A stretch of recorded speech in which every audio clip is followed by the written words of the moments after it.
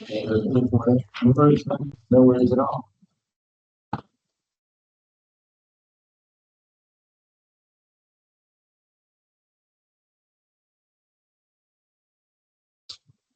Okay, welcome everybody. It is March 2nd. It is 6:32. The Borough of Westchester Planning Commission. It's the work session. There is no action being taken. Today we have Alan Burke, Quincy Burrow, Steve Mitten, Thomas Doherty, Sheila Vaccaro, Matt Clapp, and I'm Jim Sharp. Are there any announcements from anybody?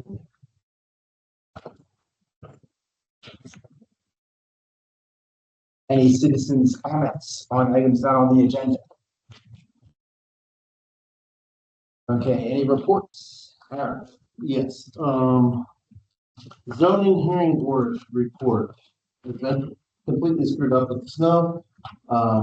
Everything was rearranged, so we are now having all 4 zoning hearing boards from February and March are going to be on the 24th. It's the same exact ones that I reported to you last month, but they're all now being changed to the 24th. The only other significant issue is, and the reason they were put to the 24th and not the 23rd, which was originally, is that we have a public hearing scheduled for the Westchester Master Plan, Westchester University Master Plan, which one was moved to the 24th. That is all. Thank you. Thomas, Harvard. I have yet to speak to Carol, but I'll make sure I have a report next. Very good. All right, old business. Update on the removal of 97A 1919. Any progress on that? No, there is not any progress. Sorry for that. Okay. So I would apologize for that. Okay. Looking for an update on the recreation space or payment of fee and lieu. Thomas. Any update? No update. No updates. Okay. Update on posting of the new PC procedures to Borough website. I'm going to go ahead and see the previous. That was given to Bill. Okay, I will check to make sure verified tomorrow. That was there before. Okay, I did check online today before we went for us. No, I'll make sure. If I may, Jim, Yes. there are 3 observations on page 3. Subparagraph C, it says the regular meeting, last Tuesday of each month, which isn't correct. This is second month.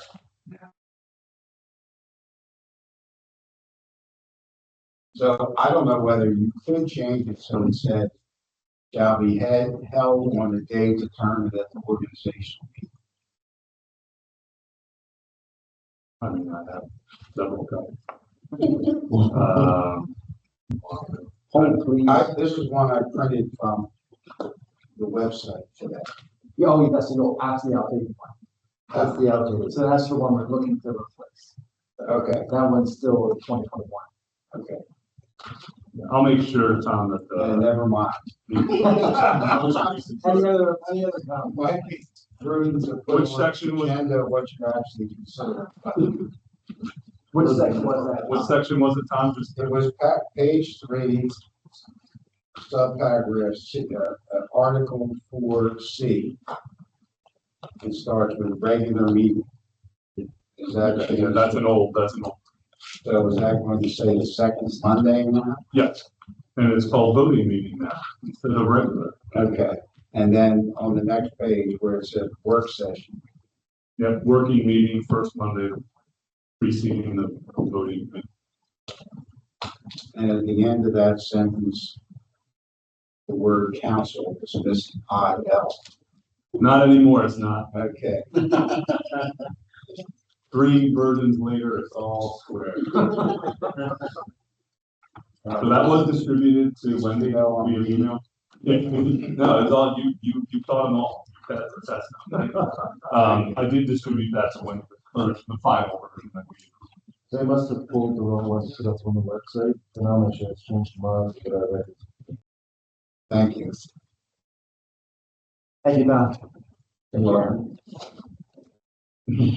All righty, old business, we're going with the Westchester University Master Plan Report. Mr. Nagel, would you like to, listen to this? Certainly. Good evening.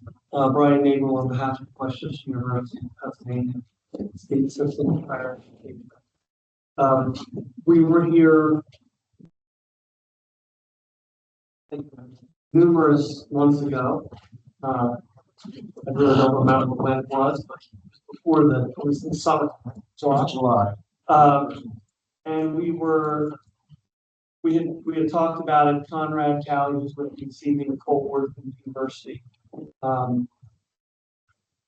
We gave a full overview of everything, answered some questions that the members of the PC had. I think the planning commission was ready to make a recommendation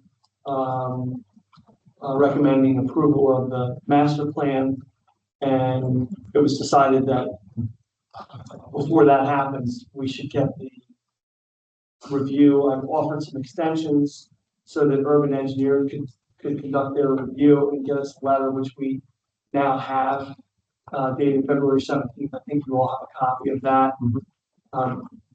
We will issue a response to the urban engineers letter by Wednesday of this week, so you have that for your voting meeting next week.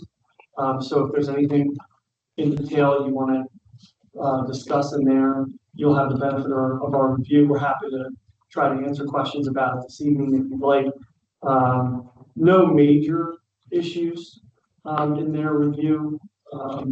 There's some typo corrections that they raised, some intersection, circulation, crossing issues that they raised, and all of which we'll address in the response.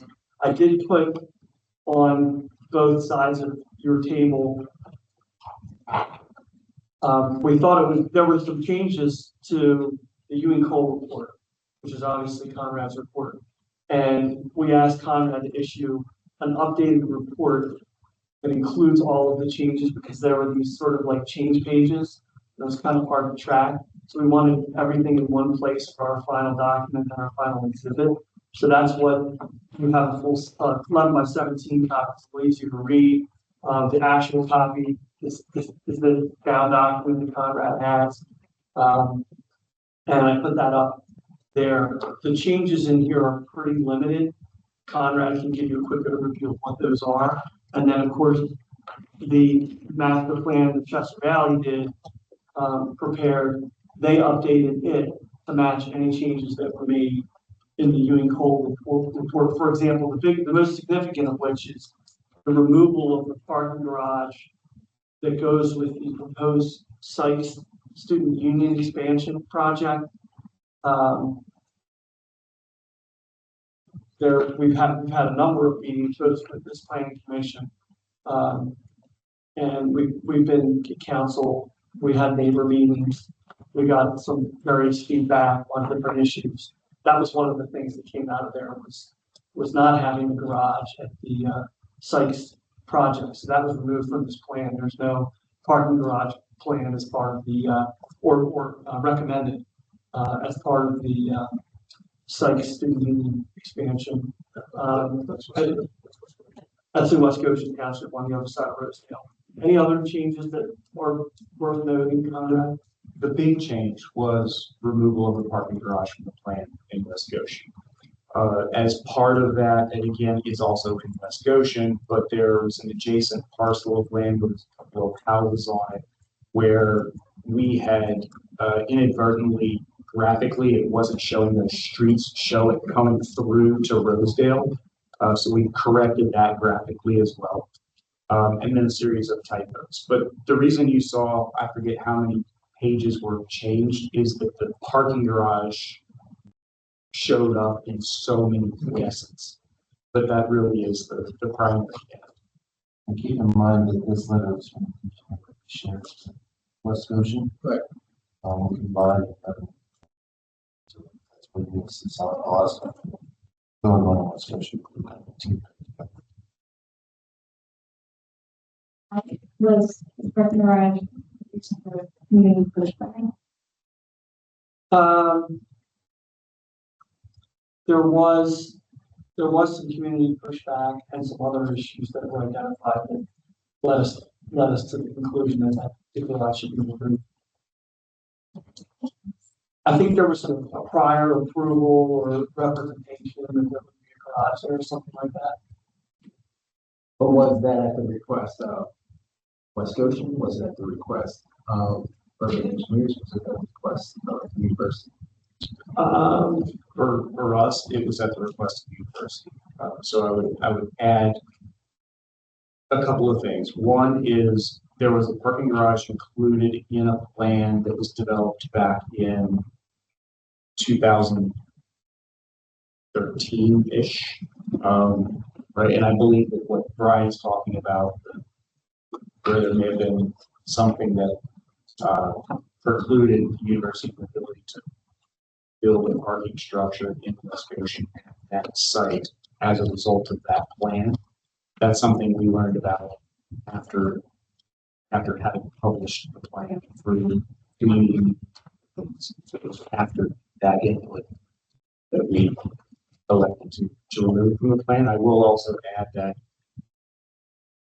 even as part of our plan, the parking analysis, which you see, showed that there was still capacity, based on the current enrollment and the projected enrollments.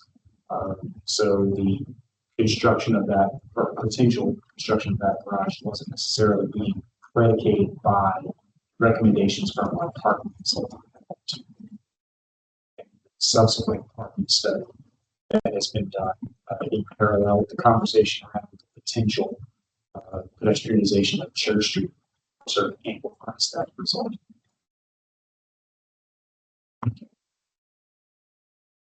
You're saying pedestrian. Because We did a subsequent study after this to sort of double check, if you will, what would happen with the parking spots that are along Church if we were to pedestrianize that. And even the result of that study showed sufficient parking to get by.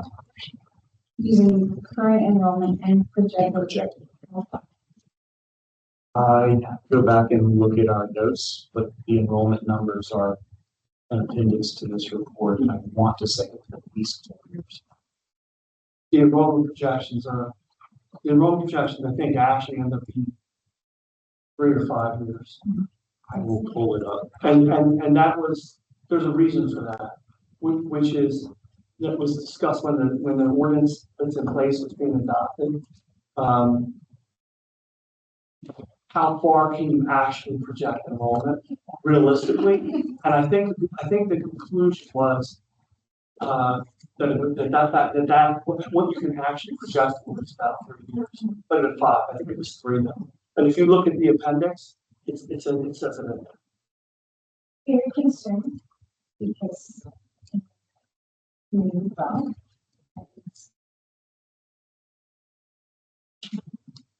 well, maybe up on the north end as well too. And there are 2 garages which were quite heavily on the borough side now for like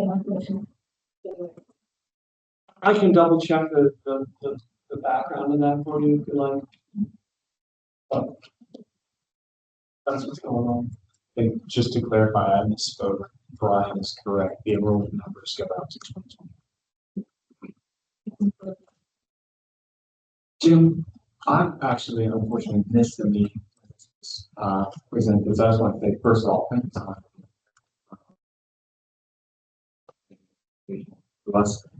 Is there like a 5-minute version where you just have overview, the master plan? There was a link. Kind of like where the purview planning, what are the elements that, affect, let's say, the neighboring districts? I think there's a link to the overview that we gave last time that you can go look at it. And I have looked at that, so I don't know if it's. Yeah, I do think it would be fair to re-summarize it. But It's so easy to get stuck in the parking issue. Yeah, just- Like, I want to. Yeah, just to back up, we just got the verbiage, as we said, and we just got this, we haven't had a chance to go through it. So That not and necessarily. just emails. Sure, I'm not, pointing, I just When I want was to. able to get it up. Sure, no worries. Yep, I just want to make sure that we're just getting this, so we thought it might, and I think it's a good idea, that maybe catch up to speed a little Yeah, bit. the quicker. context for, like, 'cause we're talking about a parking garage, but like, we just, for everybody's sake, just real quickly, like, what's the 2 or 3 minute context of that? Oh, the overall master plan? The overall. Yeah, well, and sure, I mean, there are a few different areas, where it affects the neighboring districts.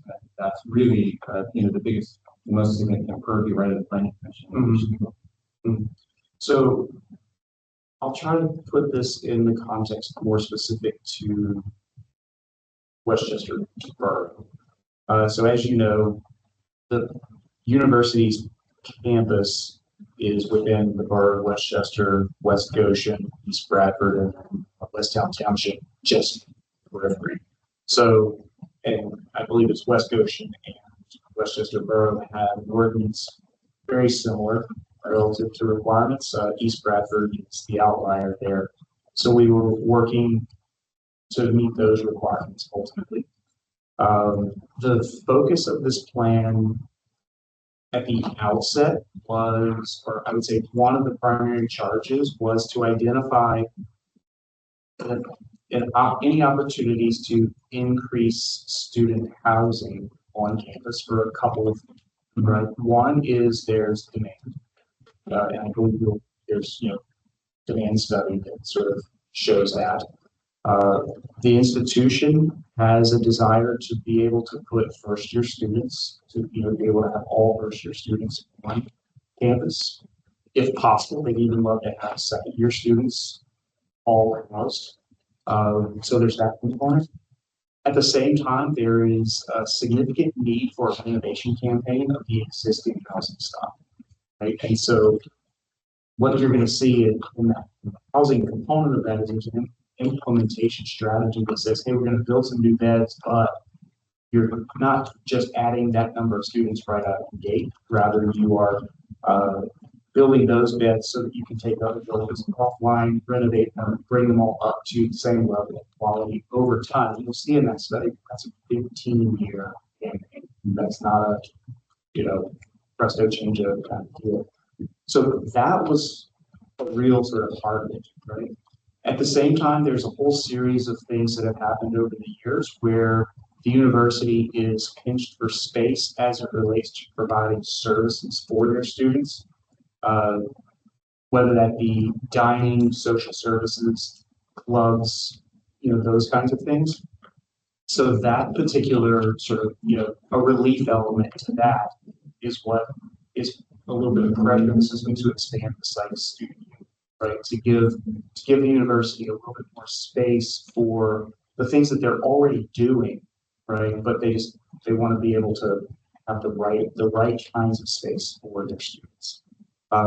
Another component of the plan involved sort of a deep understanding of what's happening from the academic instructional spaces on their campus. That particular study, I don't think was necessarily what's called a space utilization analysis. That may or may not have been in your reports because that's really where the university's interest.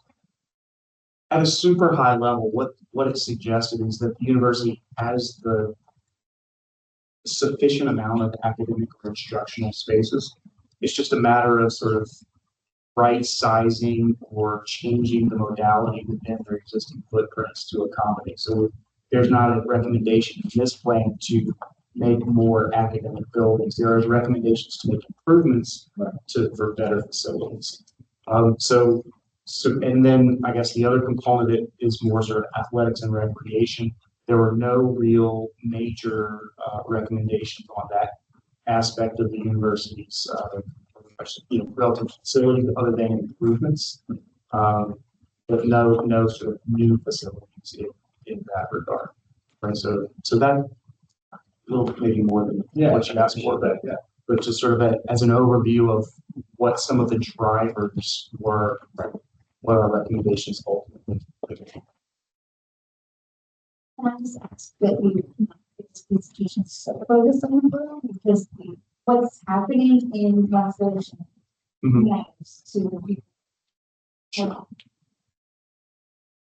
I definitely appreciate that. And of this, the diagram that you see on the screen here, the major projects in the relative to new work, right? Residential in sort of sector B is, the housing component. Everything we're recommending in sector A are primarily renovations. There's no real new work there. In sector C, which is bordering your borough, but in West Goshen, it is that expansion of the site student here, right? That's the big one there. We are recommending in there also, prior to our work, there was recommendations for expansion of geothermal well systems, which are in sector C. Some exist. There's space for expansion, and we are sort of bringing that forward in our report. Sector D, we do not have any major elements being sort of considered there, other than, as you all probably do know, we did advise the introduction of temporary housing on what is considered an M1 lot, and 128 beds, I believe, are there now. Yeah, and that sort of set the stage to allow the South Campus work, which I don't know if you want to, maybe the next diagram, there you go. Right, so in sector E, there's a series of apartments referred to the South Campus apartments. I'm going from memory, there's 700 or so beds in that small section. How many? 400. Sorry, 400. We're adding 220 to get it up to the 700. That's what it is. Thank you. That's just the upper section. And that's just the upper section, right? That's correct. So the net increase in bed, what is the count on that? For the total plan, fully completed, plus or minus, actually, I was just looking at this morning, just over 900. 900. Thank you. 200 or so down on the South Campus, and there's capacity or recommendation for capacity of upwards of 700 on the North Campus. Can I just explain Ward 5, which is my ward, which includes the North Campus, is already the largest ward population-wise in the borough. However, we're talking about are even possible to represent the borough. So it's a very small permanent population representing a very large transit. Yes. Who does not have the opportunity to present themselves because of the laws in place. That's hard for me to swallow, to add that many more beds in. It's like demand, it's like Well, you have to understand the perspective of that's what the campus is, and what we've been told over all these many years is put the student housing in the super block, and that's what's been done, and that's what's been planned for, and that's what we're doing, and that's where everybody primarily wants it to go. The university has to house its students. There's 220 beds going in East Bradford Township, 2 beds in East Bradford Township as part of the expansion of student housing. And this is even though the projections for the enrollment is a shorter period of time, this plan is good for 10 years once it's approved. So this is really, I think from the university perspective, that's how we're viewing this is sort of the 10-year outlook master plan. it's a conditional use process. So right now, we're in the process for the conditional use approval for the master plan. That's what we're asking the planning commission to recommend to borough council. Just so, and I know there's a couple of new members of the planning commission. I said this to people who were here in July, but you weren't all here. Once the conditional use application for the master plan is approved, all that creates is this roadmap for the university to then come back and file land development applications for the individual projects that are articulated in this plan. If there was a new or different project that wasn't included in here, you wanted to pursue, they'd have to update the master plan. So that's really that's really this process. The challenge with that, the benefit of that process is the benefit that that the ordinance aimed to achieve when it was created, because we were all involved in that process.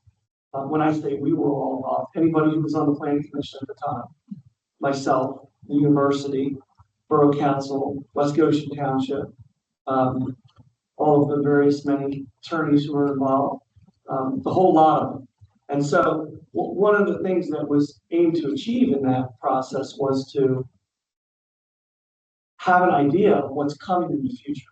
And that's the purpose of this master plan, and to look at, okay, given what's coming, what consideration are we giving to sort of like global issues? And that's what I think you would say that's a fair sort of summary of what your charge was to kind of cover in the master plan.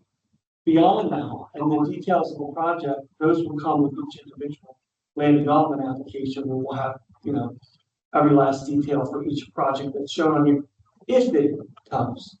Again, this is the full list of this is also the full list of all the maybe projects. Some will happen, some probably won't happen. Push back on someone. That's fine, but I'm just saying there's really no reason to push back on student housing in the super block because it's permitted. That's where it's planned for. That's where we're supposed to play. So I don't know why you would push back on that. I guess that's what I'm saying. That ward is heavily populated, and the way our borough is split, it's questionable if the legality of it for the way that it's split up for the borough's zoning, the ward system. So the ward system itself does not like that ward to be so heavily populated in comparison to the other wards. I understand that from your perspective, that's your ward. It creates an issue for you. I get it. So the rules about setting the wards for voting people in, it doesn't exactly. We fought over this quite a bit, and people were ready to throw away the ward system because of it, and it's horribly offensive to me to lose that.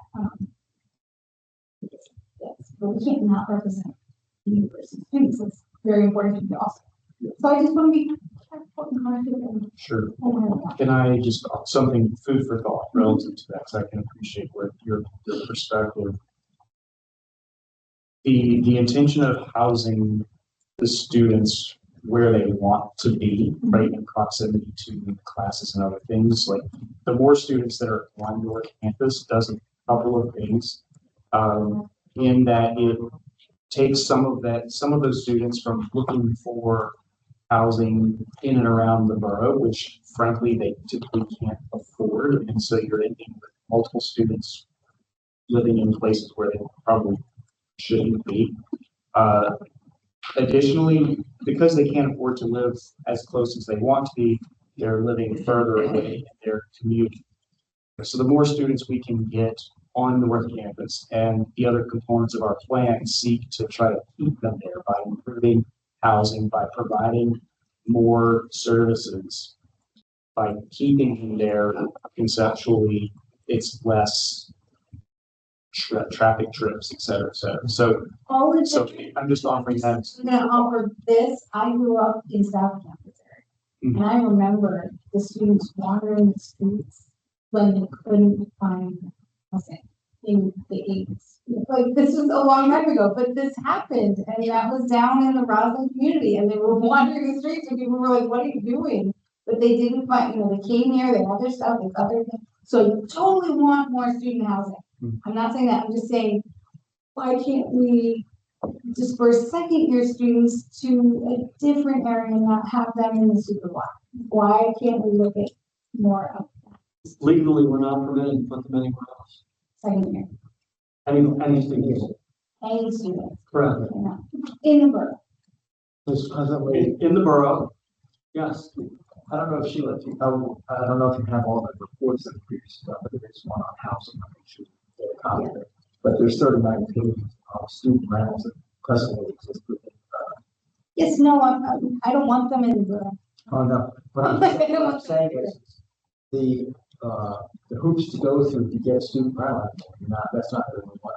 I think we've had the conversations before about the students competing with the affordable housing. And the fact is, we do want to pull the students back in closer to the campus and see the Two housing. different municipalities, but why aren't we doing a little bit more in the student houses?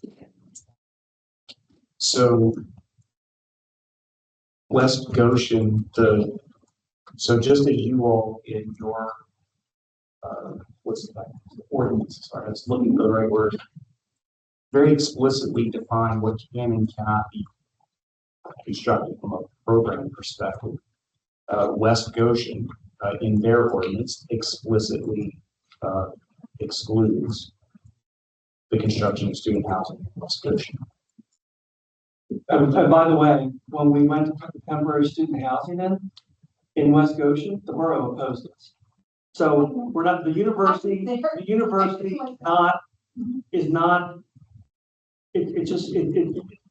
it's not a pinball to be slung around. It's a state institution that has to provide the education and housing of the university students. This is where it's permitted. This is where we're going to do it. This is Mr. the by right thing, right? It's a by right thing, absolutely. And Mr. Dockett, I just wanted to point out to you, can you go to page 9 in the Ewing Cole report? You can get to that, Jim? Yeah, we might have. We need someone with better eyes. That page, which is also on the table there, Tom. Yeah. That has a list of all of the recommended projects for the master plan. It's pretty helpful to kind of go through. And one of the things you'll see in there, if you review it, is a lot of these recommended projects are repurposing and improvement of existing facilities to maximize, which are recommendations that Ewing Cole made based on all the analysis that they did. So you can see even on that list that actual new development projects that are included in this master plan are pretty limited. I thought that was your introduction. Pretty helpful. And definitely, I mean, that's in line with the comp plan talks about more university housing on campus. Good problem to have, right? I know a lot of other schools are commissioned. That's right. Yes, I'm going to Kutztown University tomorrow to talk to them, and their population is Based on the numbers that we've seen in the reports and everything else that we're seeing, if Westchester maintains its current enrollment and student population, maybe goes up by, I think the projected numbers are less than 50. That would be less than 50 people, up to 50 students. If that works out, they've done very well. I'm sorry for giving, but I remember the governor also years back. Getting away from the university system where every single school offers every single curriculum that there is. Going back to maybe something closer to the city features knowledge system. If you want to be a certain major, you know, business major, you go to Shippensburg. It's a question.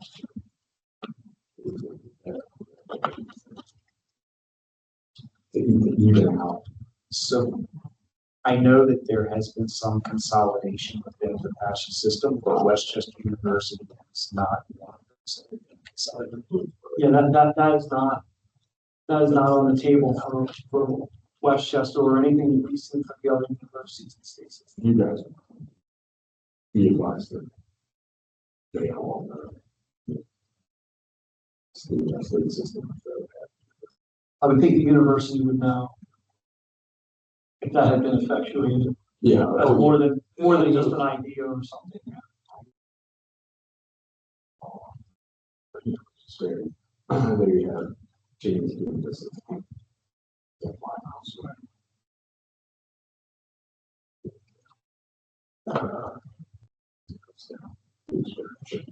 Some of them was out west.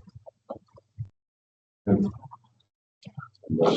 Not empty, but they're not doing what Westchester's doing, but some are still doing pretty well. Clarion and Cal, you know, Lockheed. Consolidated Commonwealth University, yeah. I just want to say, the projected increase.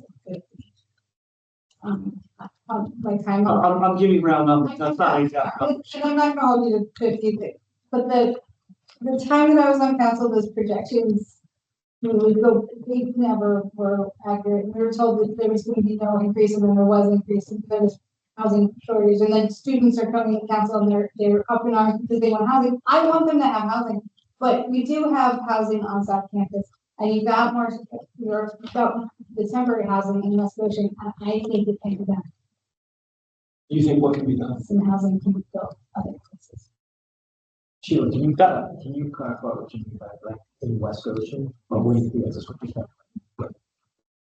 It's not part of this plan. Right. That's all one thing I can tell you. But it's okay. I'm here in this position now, and so I'm gonna ask for it. Fair enough.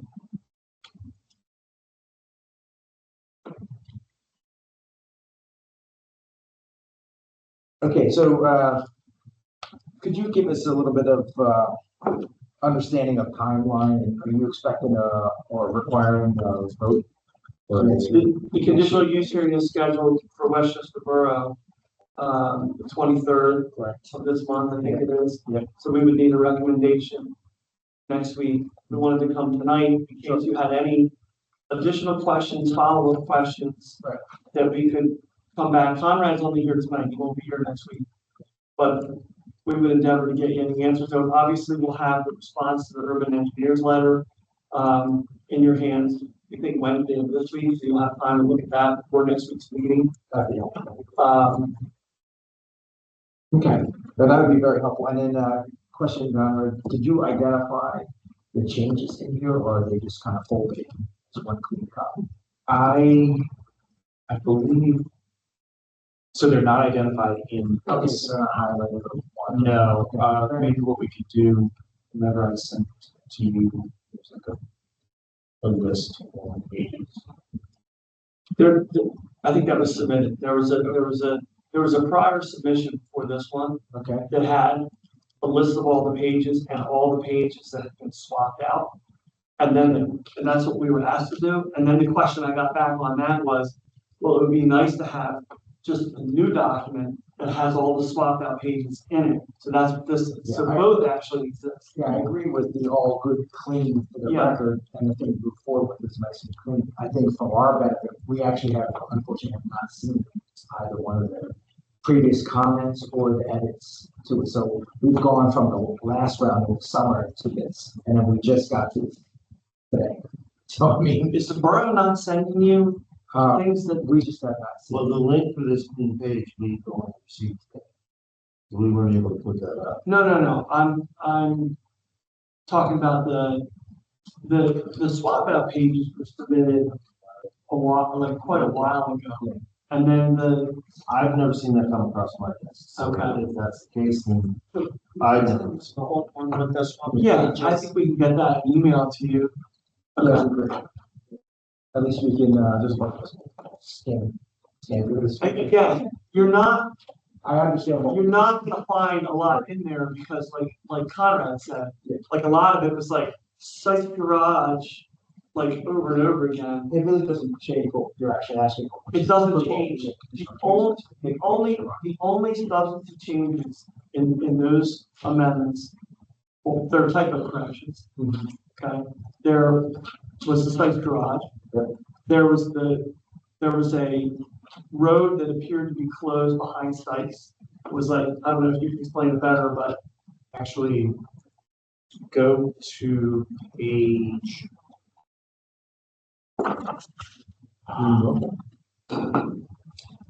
Just bear with me 1 second.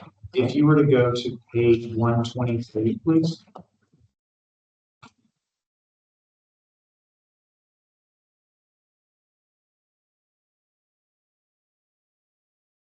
There you go. So I don't know if you're able to zoom in, but it's the road to the right of where you're seeing the expansion of the site student union. We had that road and the next one to the further right, those two. We had inadvertently, the graphics suggested that they were not through Church Avenue, but they were in fact, yeah, so South Church. Yeah. So we're not proposing to close those. We are proposing South Church to, long-term, probably some pedestrian sort of traffic calming so that, that green space to the east, right? So between South Church and Cerrado, the houses there are slated for demolition. So I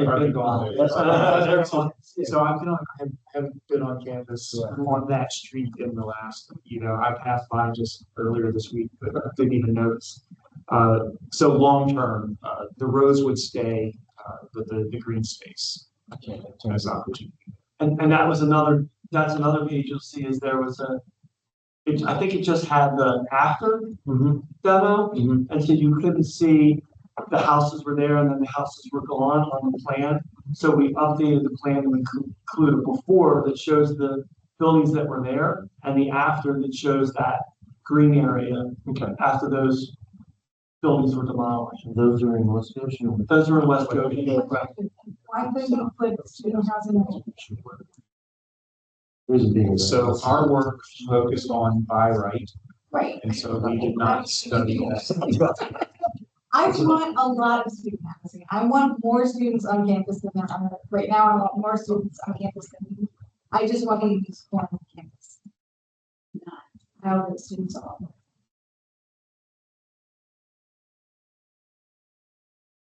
Steve, where did you go when I asked? Yeah, right on Roseville Avenue. Well, in fact, just look at it. Just left of the student rear right there. What's that? They still have existing property. Is this a property? That particular property is not owned by the person. But It should be, but it's not. takes a way of the pen. I forget what's in it, like a chiropractor. Chiropractor's also students. My father. Right there.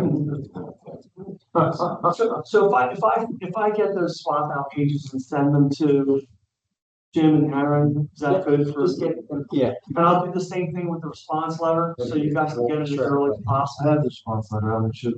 No, the response letter that we're going to issue to the urban engineers letter that you apparently just got. Yeah. Got a hard guy. I mean, we didn't get it that long ago, but we got it before you somehow. Sorry, man. What was that? Unfortunately, I'm the one that has to be the person sends this, and unfortunately, I don't always receive it much before. No, well, you're also doing the job of 3 people, so I get that too. So, what other questions or comments do you have that we can address tonight, that we can try to address when we come back next week? I'm gonna go back to parking. Okay. There's a line here that says we recommend strategically relocating the Church Street parking spaces to ensure like on-street parking spaces are offered near campus rather than only permit parking. So if Church Street was ultimately, so this plan, this is the point that warrants just kind of updating and clarification, especially for those who aren't here. This plan recommends the conversion of Church Street Which I love. to a pedestrian corridor, I okay? love that. I just don't know where you're. But if, well, I'll explain that. But let me go to the beginning and then get to your question, because it bears some context and foundation. So this plan proposes closing Church Street, but if Borough Council approves the conditional use application, that doesn't mean that the university can close Church Street. That just means that our plan has been approved. In order to close Church Street or any other public street in the borough or anywhere else, but in this context, it's the Borough Council would have to take separate action to vacate the street before the university ever do that project. So I want to clarify that. So that this plan doesn't mean that's going to happen. There would have to be a second step for that part.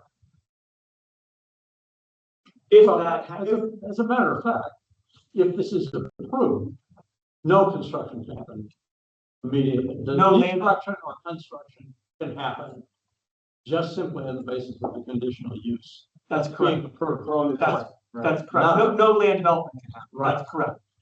I'm just Anything, broadening on the point that you're making, yeah, for everybody's clarity, that we're not approving anything being built or being destroyed. and to that further point that Alan's making, like, for example, if, I'm trying to think of a physical borough project, but let's just take Lawrence Hall. If this gets approved and the university files an application to demolish and redevelop Lawrence Hall, then that becomes its own separate land development process. I completely understand this. I want to know where this parking spot is. Okay, so, well, Alan was interjecting, so Just if I may, I'm sorry, can I just finish so I don't forget, Tom, I'm sorry. So, I'm trying to be quiet. yeah, no, you're doing a really good job.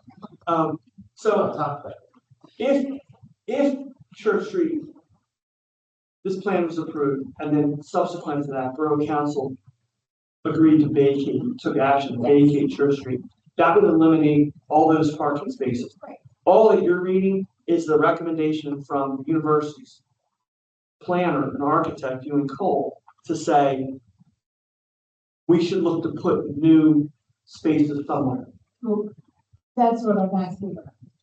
So I'll actually, as a point of clarification to that, a couple of things. One is that the parking analysis suggests that there is parking available and that the relocation of those lost spots from a capacity perspective already exists. So I think the other question is around proximity and I suspect revenue, which are different conversations than capacity. So capacity and that's my question. I want to know about, are you paying the borough are you reimbursing borough for those lost spaces? Honestly, I wanted Church Street to be shut down from the time I got on borough council, which was 4 or 5 years ago. But there was a lot of pushback about just that conversation because of the lost revenue. Right? Before we get further, I just wanted to clarify something. The master plan is only that, it's a master plan. It doesn't excuse the university's compliance with whatever ordinance. So it doesn't necessarily mean there has to be a land development. For example, if the borough decided we just want to demolish this building, then they have to get whatever permits from the borough are required for demolition. Oh, that would be on, Right, so I don't want to leave the impression that you must get land development approval for anything that's shown as master. Because there are small projects on here that would not require land development. most of it would require land development back. And to Tom's point, like, for example, the interior renovation that's shown on that list of some of those buildings. Right. All those permits are issued by the Department of Labor and Industry with the state. So that wouldn't require any borough approval, but as Alan said, any land development would require. As Brian indicated, as far as Church Street goes, and these conversations have already occurred with council. But that won't happen unless the borough decides to vacate Church.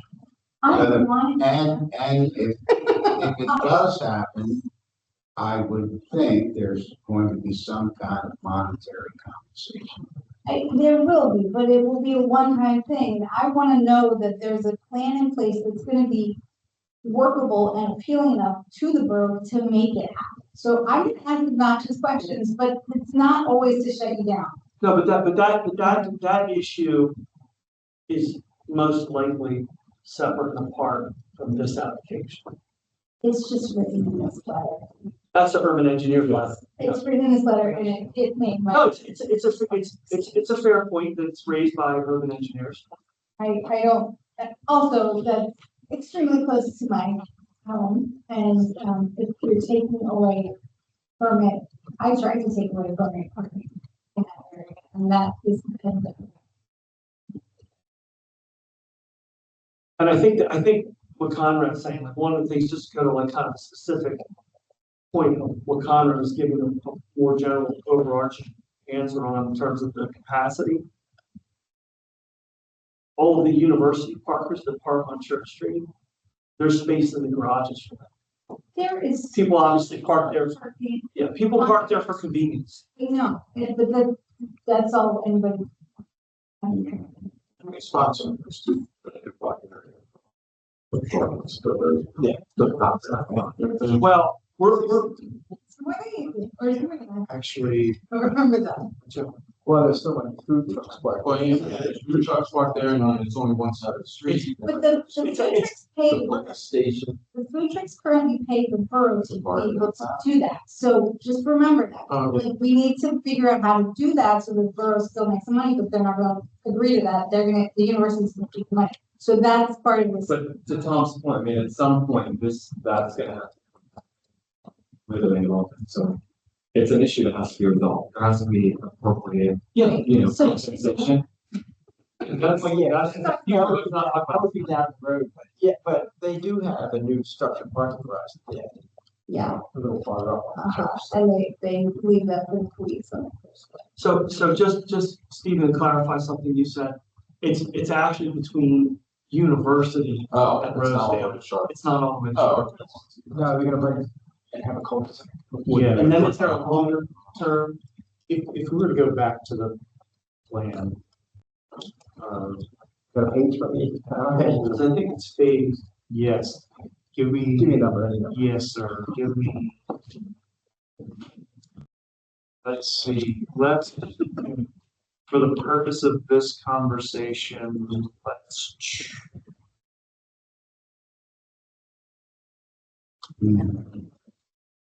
Of course, I'm not finding it easily, sorry. Get me right now. Why don't we, let's go to 145, please. So that's almost to the very end.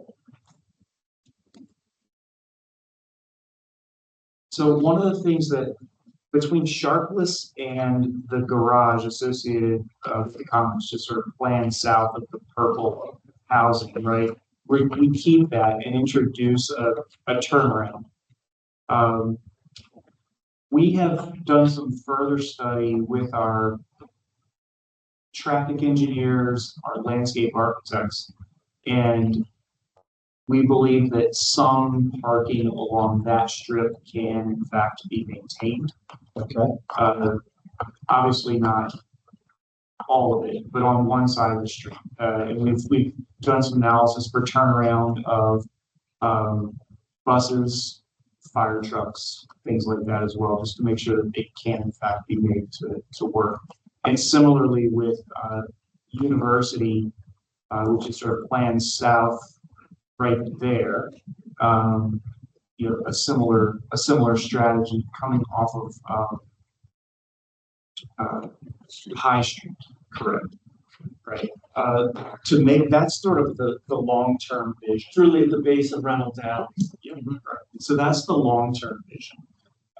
We have thoughts on ways that that could be implemented over time, to test, you know, the appetite of both the borough and the university. Some things could be as simple as introduction of bollards, you know, where the streets only close down for certain amounts of time, just to sort of test the theory. I will just sort of add that all of this, in addition to the borough having to sort of, you know, vacate South Church, there would have to also be some discussions with SEPTA and others, right? Because of the bus routes they currently use Church. And we were able to sort of outline some of that for the purpose of like future discussion, right? And that's the other component of this is we don't, if the university were to sort of expedite this, that would be pretty amazing. I mean, we're kind of excited about the idea. To be fair, it was not our original idea. This plan was put forward back in 2017, so I can't take credit for it. We just simply, it was a good idea and we embraced it. So if it, as part of the current plan, it actually falls outside of the 0 to 5 year or zero that you all are sort of voting on this go around for what that's worth. But it was important to sort of forecast out beyond the 5 years so you'll have a sense of long-term opportunities. I've been told that there's bus issues from High Street coming into campus when the buses are being turned away currently. And I would. Whose buses? Bus down there. I don't really understand. And after High Street was reformatted, and I don't know who's doing it, this is not my activity, but I had a number of complaints from them that they're then being forced to park on High Street rather than walk. I don't know anything about that. I know there's university buses and SEPTA buses that regularly go through. So I don't know why they're being turned away as school buses. So actually, can I just add here that I did a campus walk prior to our discussions. I think they were in August or whatever. Yeah. And one of my takeaways, I was surprised how many bus lines use Church Street. There's actually a sign, red, blue, yellow, green. These are all the different bus lines that are using that. And so there's a lot of, I don't think that's really our, my take on it. It's a problem to solve, and hopefully you build it into the plan, but I don't think we're in the bus business, you know, we're. Yeah, no, there's a lot of details. There's been a lot of support for the idea.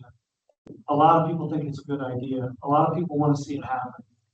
Logistically doing it is going to require ongoing work and determination from everybody. And, you know, this, you know, getting through this approval is our first step of everything. So that's where we're trying to go. Anything else? Alan, comments? Questions? Of course. Don't want to disappoint you. So, I mean,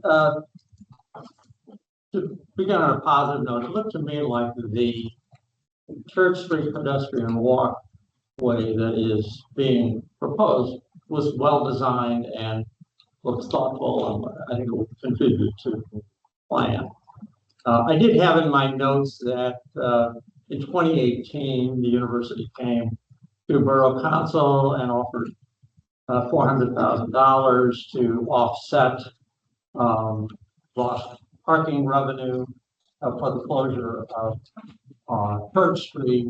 The deal never came to be. I just want there to be an awareness on the part of Borough Council, if anybody's here from Borough Council, on the off chance that's to be negotiated, I would think, built into it is a clear understanding that there's an expectation that that's going to be resolved. I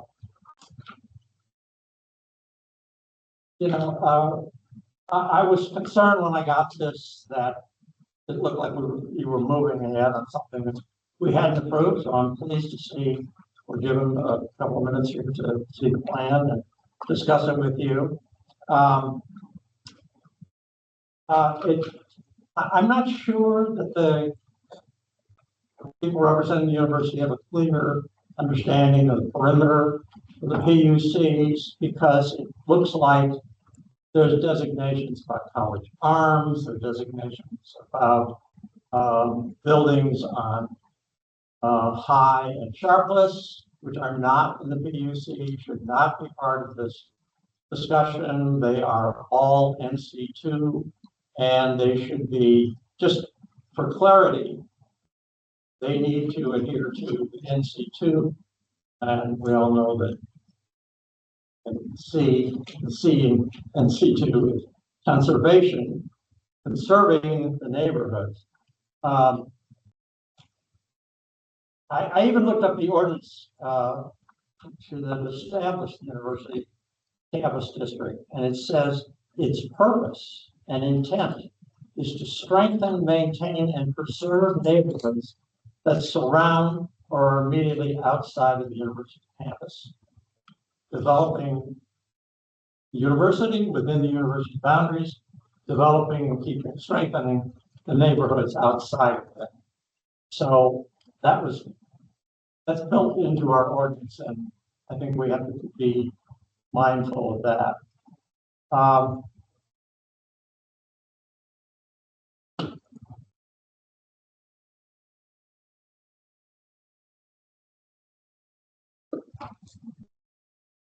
I looked at my old numbers, and I had from the last proposal, I seen that we had a rough calculation of 890 beds. So I'm pleased to see we're moving all the way up to 900 now.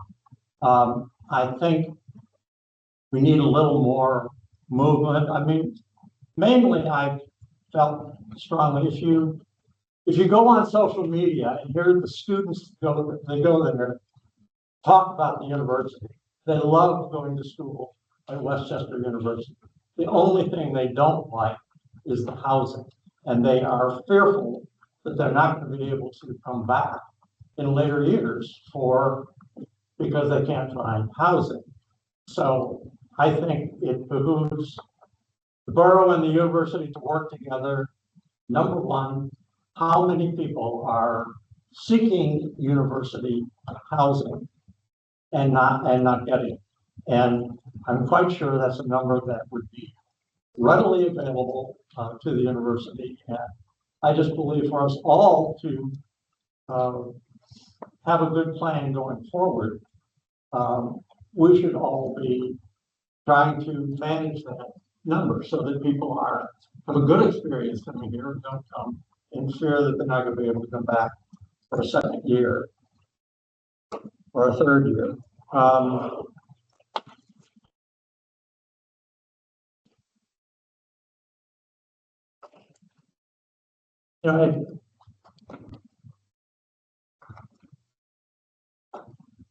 leave it at that. Just if I may comment as we go, so we go back. So just the only response I want to offer to Alan's comments is that the university and you and Cole and the whole planning team is well aware of the district boundaries of the PUC. The district boundaries, where the PUC is, where the NC2 is. Okay. You and Cole makes recommendations. You have to understand that university planning is for the university's entire campus. So their consultant makes whatever recommendations it deems appropriate that impact their campus. So that includes things like square off land that you own by these recommended by these properties. Doesn't mean the university is trying to do that. Just means it's a recommendation that was made by one of their consultants. The only recommendation in this document for College Arms is renovation. That's the university's current plan for that building. Obviously, there's a separate discussion going on about possible redevelopment of that site and opportunities, but that's not part of this.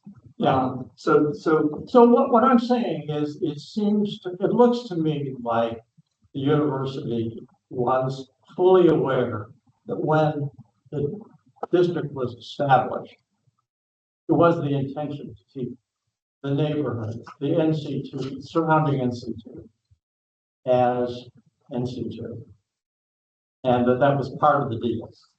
And so if you're interested at any point in the future, 20, 30 years from now, about maybe expanding the university, you're in violation of the ordinance, and it should not be considered, in my opinion, shouldn't be considered.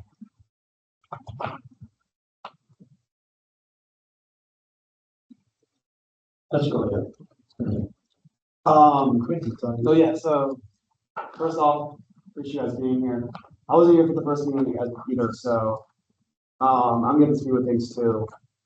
But my main question was, I know that not, if this gets approved, as you said, not every project will need, every project will need an individual land development application. What determines if it needs an individual application or if it doesn't? So consistent with what Mr. Asti was saying, if there's land development proposed, then it requires a land development application. So for example, that's a good example that's up there right now. You can see the existing site student union, you can see the proposed expansion. You're building an addition to the existing building. In this context, that's a land development. Got it. So if Lawrence Hall was going to be demolished and redeveloped, demolition would need a land development permit, but the redevelopment of that area would require a land development application. Got it. I want to add one thing, just so everyone's clear. When it comes to building code and anything that has to do with building code, PAUCC excludes state-owned properties from local municipalities having jurisdiction. Goes directly to Pennsylvania Labor and Industry. Their inspectors at that site will do any type of building code, residential, IBC, any of those. So when he talks about demolition, that's under building code. So that would be done through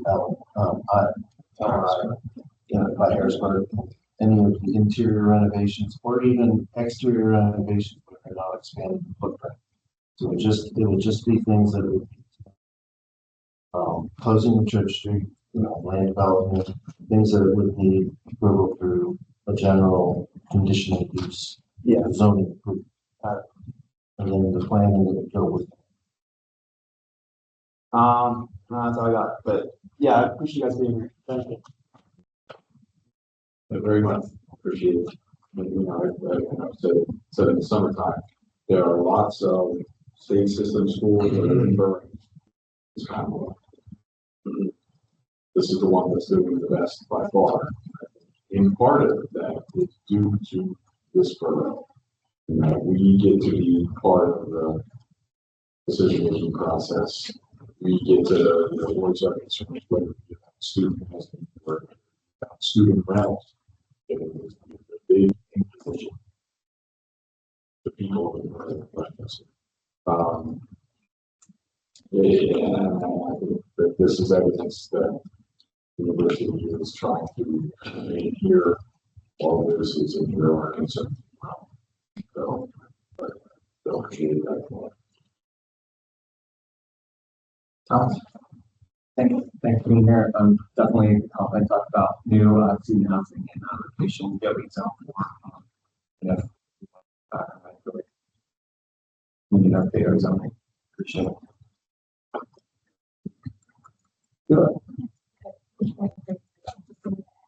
You're going to recommend things like to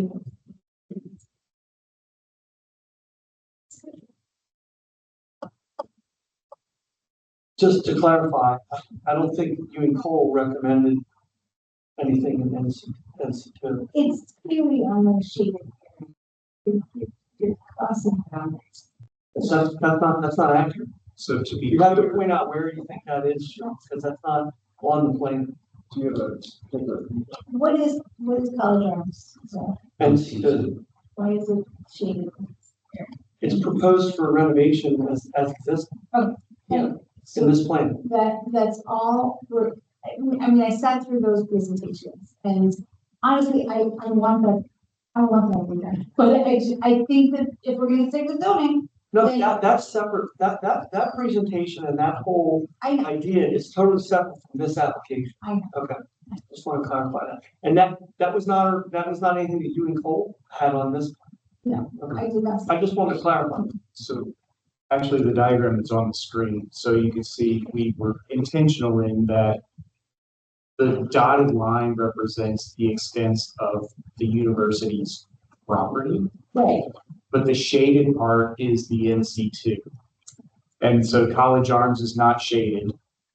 We do recommend renovation of that existing facility. And then I think, Alan, you were bringing up the corner between High and Sharpless. Clearly, it's not the university's property. Right. We, in our report, It's just in their plan, that's all. That's what bothered me. sorry, It's not in their zoning and it's not their property, but it's in your plans. it's not in the plan. It's all, we just simply say that if there's opportunity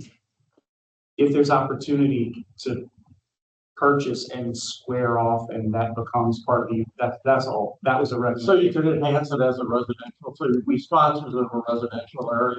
We didn't offer any recommendations on what it could It seems be. like an odd thing for the university to be getting into the residential housing business. No, that's not what they're. I know, that's not what it says. It's a recommendation to square off the campus. It's a recommendation. It doesn't mean it's what the university's looking to do. It just means it's a recommendation. That's a typical recommendation, like any land plan. They will always say, when they're looking at campus-wide planning for a university, an institution, or any other large property owner, I've seen it a million times. They will always say, hey, you should try to acquire these properties and square off your campus. It doesn't mean anything other than it being a recommendation. It's not the So university. maybe it shouldn't be on there. It's not on there. That's what Mr. Talley's pointing out to you. It's a recommendation of the plan. Yes, I have it right in front of me. Why don't you show me where it is so I can be aware of it? The 112 West Rosedale, that's private residence. That's in purple and for the PDC. Yeah, I want to get it. That private property. I got it. I want to make sure I understand the area so I can address it. Part of that property was eminent domain in my parents. It's part of it. There's an apple. Okay. There's a second to last page. That's the last page. Yeah, top center. I just have another question. Even if they were to buy properties outside the PUC, they square off their campus, they would still have to go to get it included into this conditional use. Yes, They would still have to go back and get an alteration of the zoning, have them. Yeah, they have to amend the zoning ordinance to expand the PUC district. So To actually add that property to the PUC. even if they did purchase any of the properties outside of it, they would have to then go through all the regular zoning and development that would be taken care of. Right. Which. Just want to be sure they are clear that, you know, as far as I'm concerned, we can just erase that because we're really just discussing the PUC. In my view, that's what we're doing. We're discussing the master plan, which is supposed to designate what happens in the PUC. that's a fair point. What happened? Okay. And where was the one that you were referring to, Stephen? 112 West Rosedale Avenue, next to sites in West Goshen. I mean, I don't know, but I know that. That's the first. No, but I mean, but it is. if we were getting, so if we were getting really finicky, we could, we carve it out, which I appreciate. But one where it is a private residence. Yeah. But it's smart. Yeah, so that is a private residence in the PUC, which is unique. reality. And you're all the better for it. I would endorse it. Very powerful. Okay. I was just wondering, so looking through, and forgive me, I did only get a chance to peruse it so far while you guys were talking. Were any of the appendices updated? No, the only updates were these two plus G, which is the. That's Right, just what we have. these two no are other- the only changes. Okay. Entire plan as far as were there no typos or anything in that ones that were corrected anyway? I'm sure there's a typo in there somewhere, but Well, the reason I asked is there several different appendices had studies, like summarized studies that had to do with beds and capacity and proposed beds and additional beds. And I had sent you guys an email back in July. Yep. Summarizing what I saw as inconsistencies among the different appendices. And so maybe those are resolved in this big, the main body of the report. I just wanted to make sure I understood if those were updated at all. If they're not, that's fine. I guess I'll have to look at my email originally and my comments versus what's now final, if you will. If you But I didn't want to go through that exercise when the appendices changed. If you wouldn't mind resending that to me, Matt, I think the conclusion, we looked at it, and the conclusion was that those inconsistencies can be clarified, like in the presentation of the material of the hearing, rather than requiring any updates to the reports. Okay, That was kind of, that might have been the case, yeah. but I'll look at it and get you a clearer answer next week. Okay, and that's fine. Just please resend that to me. Yep, I will do that. And so I don't have a lot of other comments because I haven't had a chance to look through it. My only request, and I'm assuming we're gonna get an electronic version of this urban engineers. Yes, you'll get a letter. percent. And I'm assuming that will have the attachments included. Okay, that's all. I just want to make You sure. can do the photos Alright. only because they were black and you couldn't see it. That's okay. It wouldn't matter tonight, so I appreciate it. So that way I can just cross-check what they're referring to. Because a lot of things we discussed here are noted in this letter, and I look forward to seeing responses. And I will second the change pages, realizing that most of them are not substantive. They're referrals to the parking garage, which is not in the borough, but I would, as a completist, I would like to see all the change pages so I can rifle through them and understand what's changed. So appreciate that information. These are quality control. Yeah, well, More than one. so thank you. Join the club. Yeah, Thank goodness. that's it. Well, I think, the report was really well done. I really thought it was thoughtful, well presented. I think the way you laid everything out and stuff, it's really, I think, well done. I mean, regardless of what is in the content of the report. So I think there's enough in there. There's a lot in there. So I do appreciate the work and the thought that was put into that. So, and in the big picture way, I do think it's fair enough of a starting point, and just to say, hey, these are all the thoughts that may be able to come out in the next 20 years. Maybe we can get 20% of it done. Maybe all of it happens, maybe none of it happens. We don't know. But I think it's always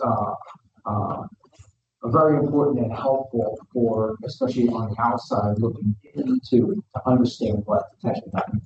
We're trying to look at as best we can the residents of the Borough Westchester and the quality of the neighborhoods and maintain. You may or may not pick up the two bigger pieces are housing and parking.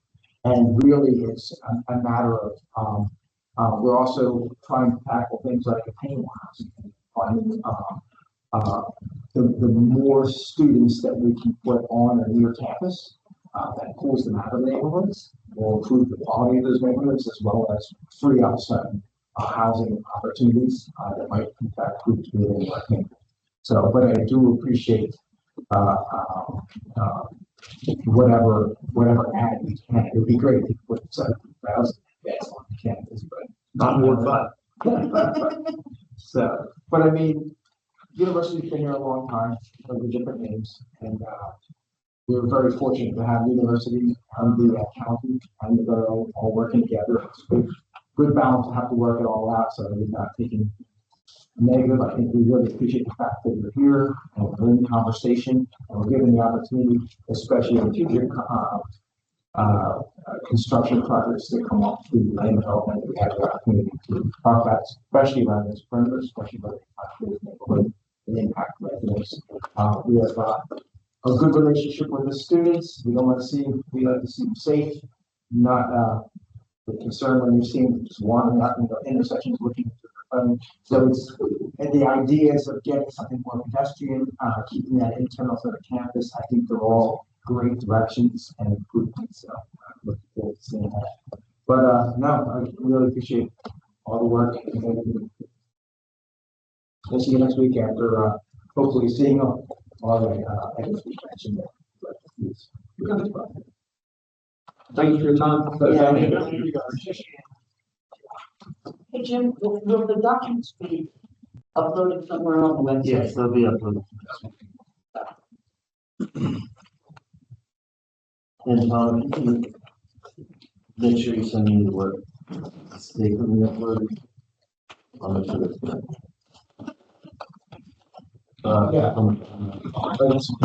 I took it off the website that, Sorry. Yeah, that was the, on right, it wasn't on this. Right.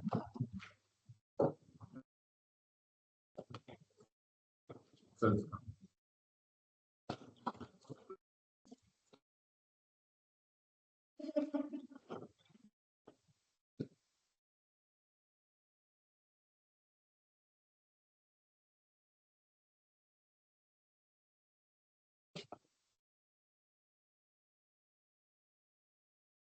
Thank you. Be safe. Hey, Brian.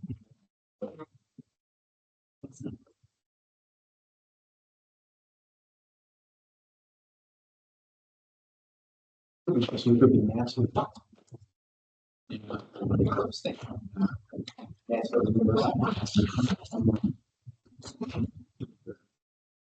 you very much. Thank you for coming. I can't make it next week.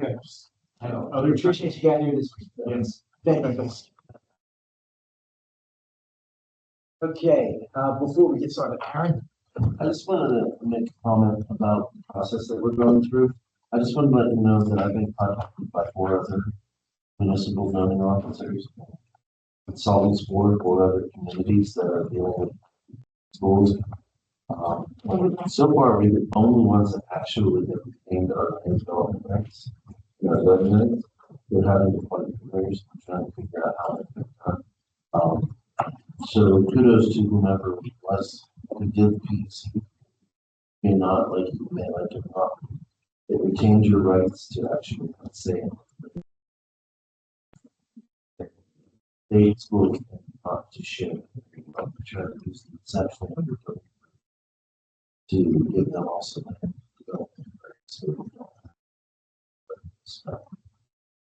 However, that's not allowed to express state determination. But we have to say that in our ordinance. But you guys want to done. I just want to make sure you're aware of it. This is one of the few towns that is actually stood up securing of their rights. Or just started that part. Yeah, but I had a question while because you were in a unique position, especially on the parking commission. Yes, so the parking. Sure, and I think it's fair enough. It's a great question. When they had parking over there off of in West Goshen, on the other side of Philadelphia, that's one thing to see it there. Then to have it removed, you wonder if it was West Goshen had it removed because they seem to be very reluctant to take on the share of how they have the edge. I'm hearing, I have not reached out to West Coast specifically about this, but I for part of my childhood with the process.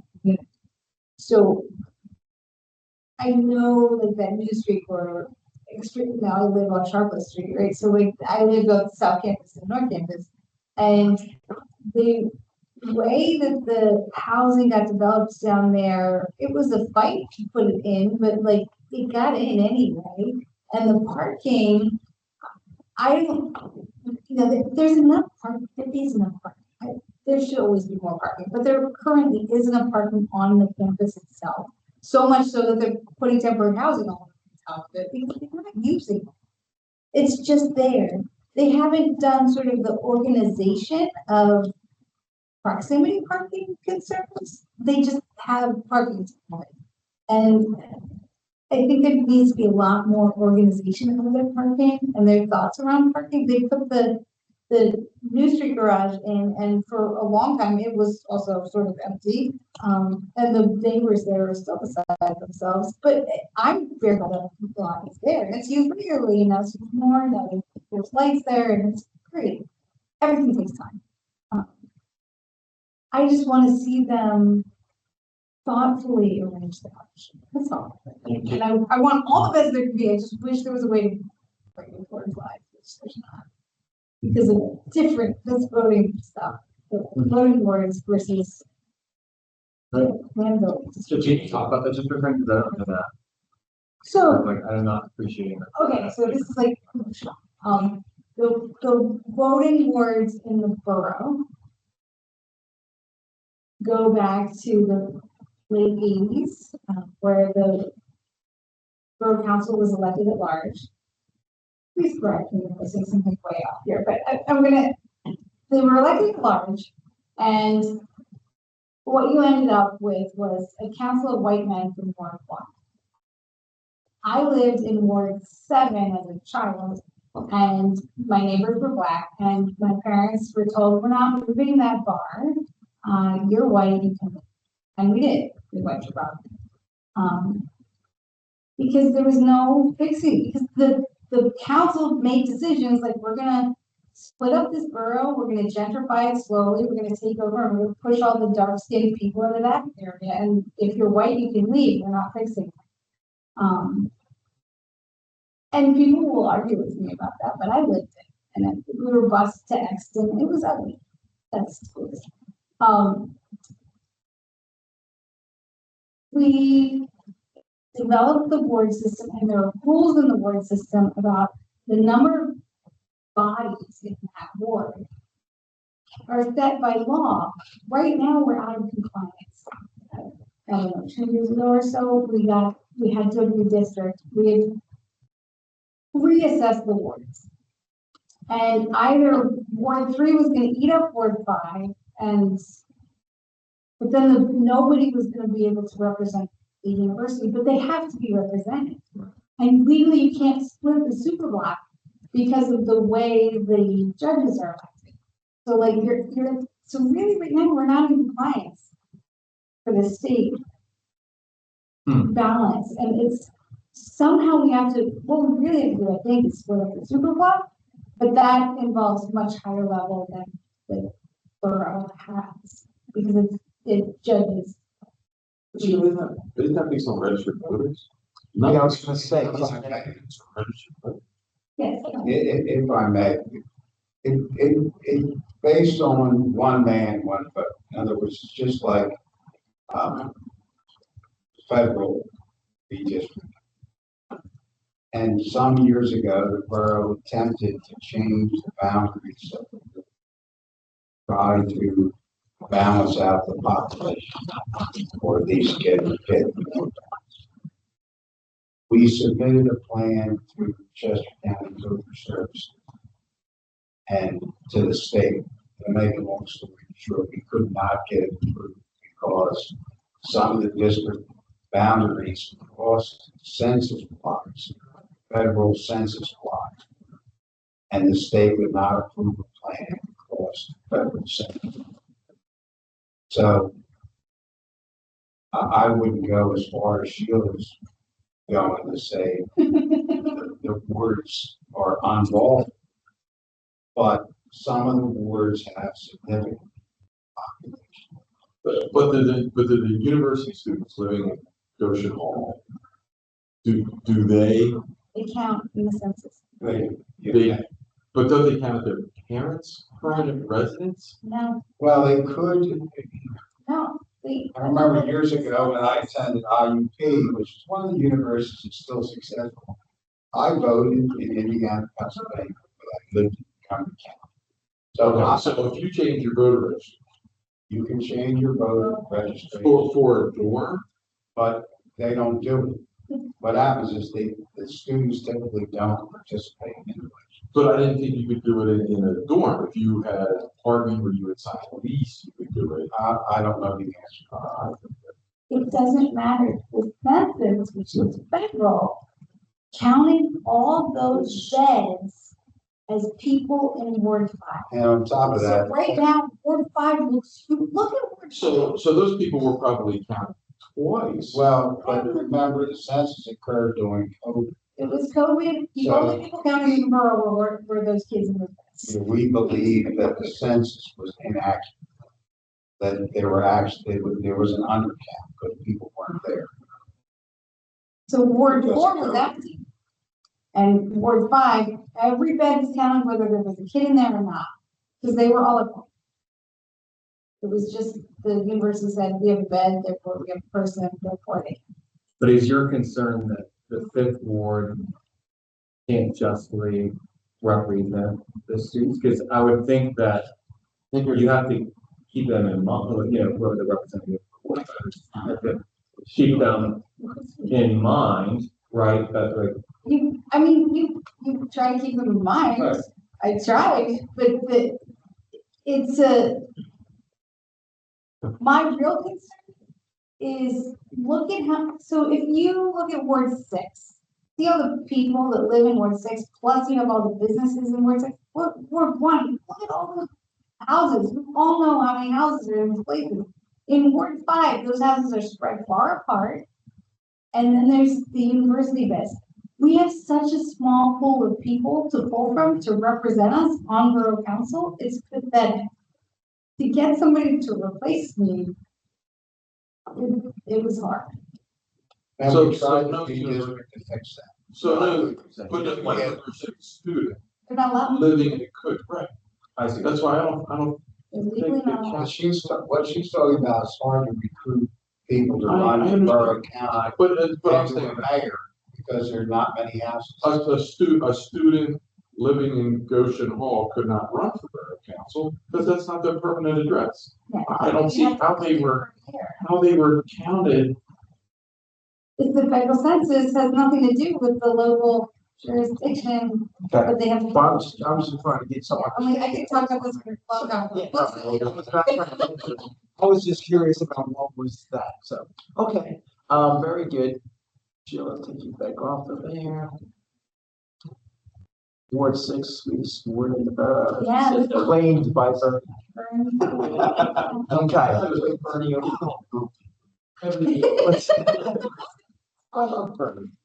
Oh, okay,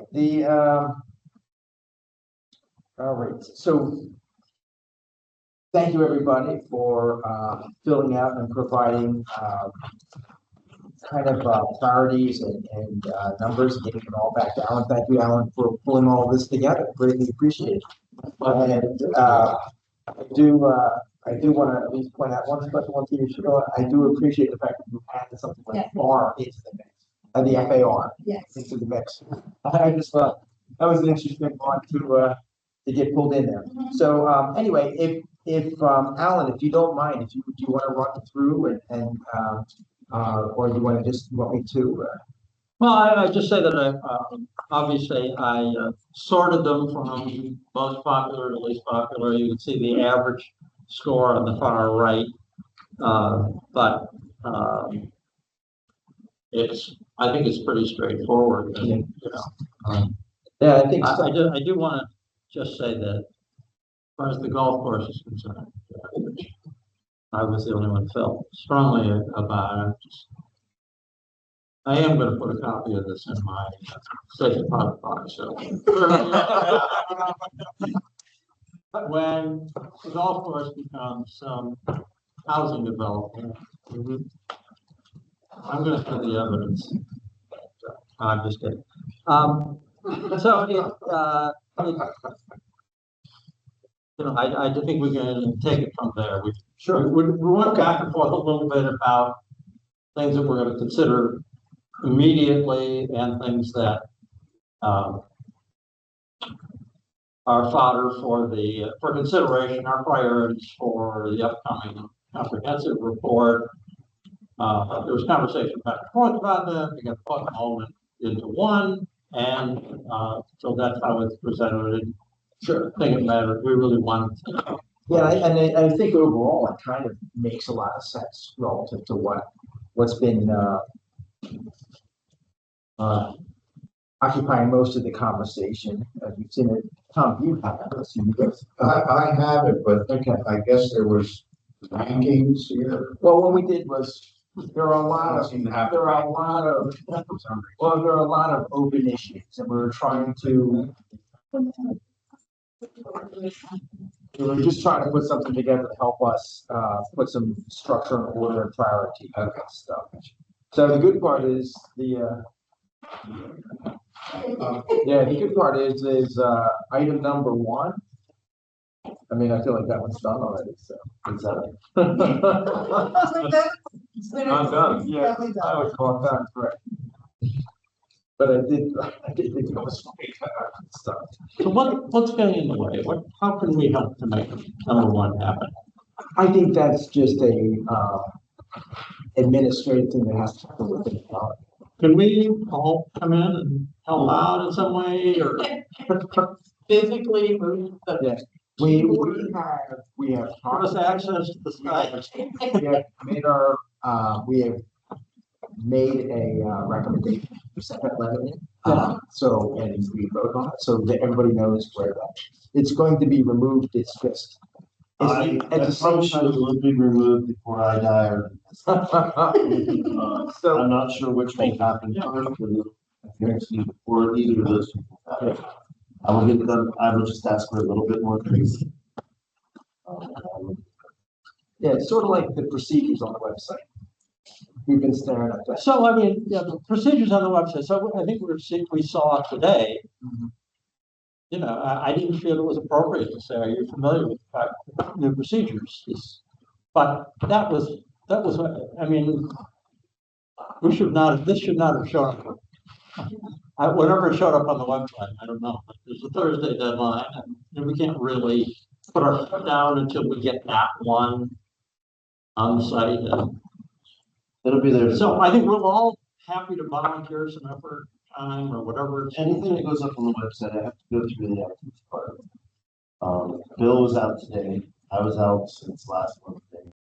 A lot of things didn't get done because of certain things were going on outside of our control. I will follow up on that. In regards to this, Here's a tip. If you email it to Dana, it's gonna get done. Just get done like that. Move on with your life. Aaron, I just have a question. Do you know when we received this? Today. Electronically today from Brian. So I made a decision to put it up there because I thought it was important enough for you guys to see it tonight, and forgive me if I did something wrong. No. What I'm trying to resolve in my own mind is like, I submitted, I think it was the procedures, it might have been a minutes, on a Friday. And it was not posted on the website. That's an internal planning commission thing that we were gonna review. And rightly so, and I was like, I acknowledge that, hey, it's Friday, I missed my deadline, got it. This comes today and gets up on the, and I know why you did it, I get it. But that's the inconsistency. I was upset about getting it today. Yeah. And my position is that you have to have enough information as quickly as possible to be able to make a determination by next Monday. That's not fair to you. It's not fair to anything here in this regard, to be honest with you. But yes, I fully acknowledge that it did say that to you. Well, so I would, my request would be, I mean, we get a print handout, this is very generous of you just to print that out for tonight. I would ask that it doesn't go on the website, and we tell them why it didn't go on the website, And it's still ahead of the voting session, you know what I mean? Like, so we're still making that deadline. I would just like to remain consistent, even if we get a hard copy, because I couldn't look at it anyway, you know, I so. was just trying to get you as much time. Yeah, no, I appreciate it. I would like consistency. That's my fault, Memo. I'll accept my blame. Oh, Let me all you want. I'll accept that. yeah, no, That's deserved. no. Again, I know it's not all you, and you're doing tons of work, and trust me. We recognize that, we appreciate it. Hopefully that maybe frees you up not to have to put up stuff that comes in over the weekend or whatever, so. Then that's just my 2 cents. Okay, when I was, it's fun to look through these numbers and try to understand, like when you see a low number so high, who is not thinking that high before, when you see the opposite, and you see how high numbers, like showing up low. Like my street name authority, nobody like that, nobody? No. I wanted to name streets, that's all. No, I just thought governing, I thought that was one of those low hanging fruits where I was like, it should be the governing authority, and then the governing authority is the borough council, and then that's. I thought it was a no brainer, low fruit hanging. But at the same time, when I was going through these things, I was saying, I was also having trouble thinking, this was really important, or this low hanging fruit, or so I started switching in my head how I was rating them. So I totally get how it could happen. I do think, though, that we should be able to get through a good amount of these pieces. Some of them are a little more involved than others, and I think warrant conversation, even if they weren't high on the list like that they are. Which I thought, when you say something like that, and I go, huh, and then I start digging in and reading and looking at pros and cons and pluses and minuses, and this is what we want, how would it really impact development in the borough? Because there are pieces here, and I'll just use density that we've talked about, and density helps drive dollars down on things. So at the same time, I see that, and then I also see thrown out there, let's get rid of the height overlay district. I know that's kind of fighting each other. So I'm just trying to say which one is. They're both should be heard. They both deserve merit. So, and then really, I think when we're in this group, we're about preservation, wanting a bunch of those in that level. And we're not really looking for 1-story buildings. We're not looking for flattened out, sprawled out suburb, which is what FAR could potentially get is the thing. And then you get into Philadelphia and you see some of the really nice people spaces that be created because of the FAR. Like I have Hayes buildings. They have those couple towers, but the big plaza around it was opened up in order to get that additional height. But in years ago, when the conversation was taking place about whether they should go above William Penn or not, that was when those whole conversations became really interesting, and that the desire to be close and then high is a thing. It's interesting because now people work from home and on computers and virtually meet, so it's having an impact. So So, could I just add, I think if we go along with our own personal comments on each one of these items, we're gonna be here for a very long time, and for me personally, I really struggle with this. Do we pay attention to it now, or is it for the comprehensive plan? And I have the comprehensive plan in mind, and to me, the comprehensive plan is big ideas brought down to action points, walkable community, sustainable, historic preservation, vital downtown. Those are the kind of big ideas, and then what needs to be fixed in order to get us there, affordable housing or whatever. So that influenced some of my thinking, but perhaps we should say, let's take the top 25% of these and discuss them in depth at the next meeting, and then kind of work our way to sort of develop some way to present, or we could stay here until midnight if you want. I don't know where you. Real serious plan, no games tonight. I don't think anybody's Aaron, that's their words. Plan B, plan B is going on. Alan, I don't think anybody's planning on staying here all night. Okay. If you really want to help me get stuff done for you. Look, Is Let's start at 7:30. I would like to at least go through the top 10 ones here, so we have a good understanding of what we're potentially looking at. Because I think we can address them faster than just, because I'd like to put it all as an action item to move forward. Okay. So number 1 was, number 30 was delete 97A. That one's, already, we've taken as much action as we can, other than we'll continue reminding it. The second one is cottage courts as principal uses in the neighborhood conservation and mixed use district. So I think that's something that rose right up to the top as a good conversation piece. So,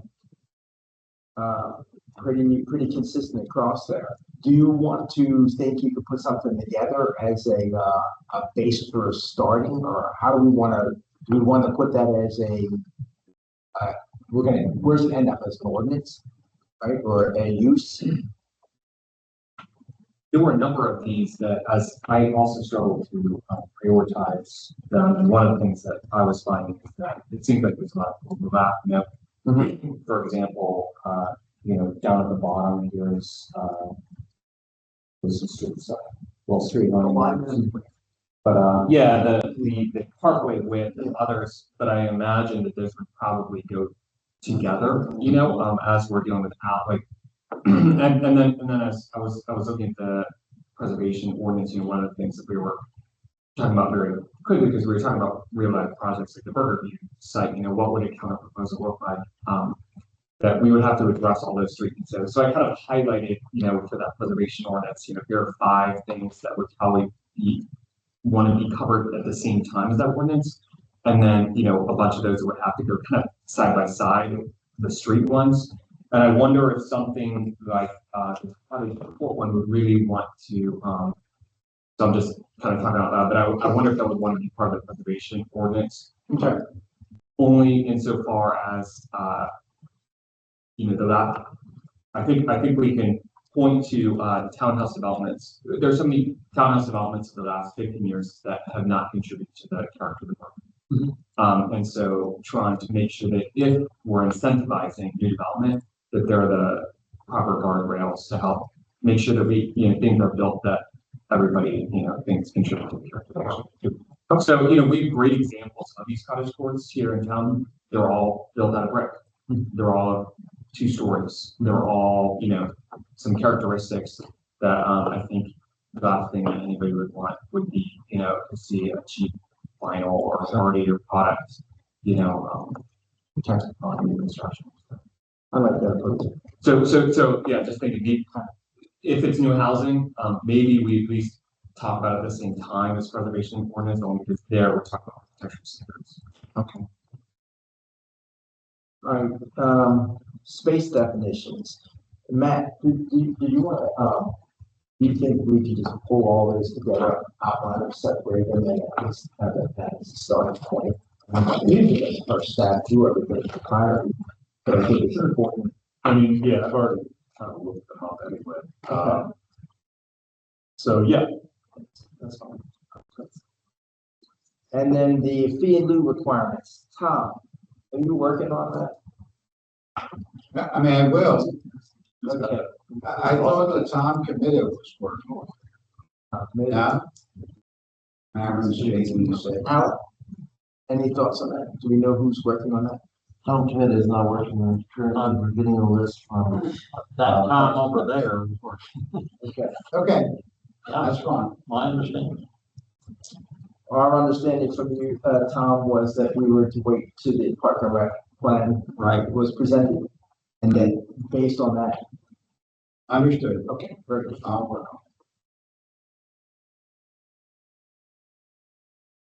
on Aaron, so Aaron, didn't you say the fee and lieu issue for Tom to work on that was there were going to be funds required? I thought that was the issue that Tom, no, for Tom Esty to work on that, but that would be a significant undertaking. The fee and lieu. To rewrite the entire ordinance, yes. That's gonna be something different. There were some other things that we wanted to take care of. Right, so that's why we need to clarify it, because are we just talking about the fee and lieu as defined in the new Parks and Rec, like just revising the calculation, or are we talking about a fee and lieu ordinance? Because that was, I think we. That's something we need some clarification if you want Tom to start on it, because, Right. here's the one thing, we do need to get a new list of projects set up. I will tell you that in the last list we had, there was a center that was something somebody had mentioned. It's a cost of it. So we don't have this realistic, this, what it would be, study would be ultimately paid for. So that's part of what we need to get the protocol passed and something like that is. And actually, that's where Tom said it's